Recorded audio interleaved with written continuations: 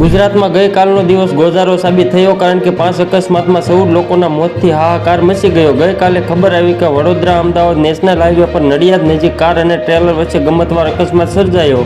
Technical ખામીને કારણે Maharashtra પાર્સિંગનું trailer હાઈવેની ડાબી સાઈડમાં પાર્ક હતું, ત્યારે પૂરપાટ ઝડપે વડોદરાથી અમદાવાદ જતી અર્ટિકા કાર ટ્રેલરની પાછળની સાઈડ અથડાતા અકસ્માત થયો। અકસ્માત એટલો ગંભીર હતો કે 10 લોકોના મોત થયા હતા અને કારમાંથી મૃતદેહો બહાર કાઢવા ક્રેનની મદદ લેવાઈ હતી। અકસ્માતમાં 8 લોકોનું ઘટના સ્થળે જ મોત નીપજ્યું હતું, જ્યારે 2 ઇજાગ્રસ્તોનું સારવાર દરમિયાન મોત થયું। પોલીસ અનુસાર અકસ્માતવાળી અર્ટિકા કારે અમદાવાદ પાર્સિંગની છે। પોલીસે હાલ તો મૃતકોના પરિવારનો સંપર્ક અને કાયદાકીય કાર્યવાહી માટે અલગ અલગ ટીમ બનાવી છે।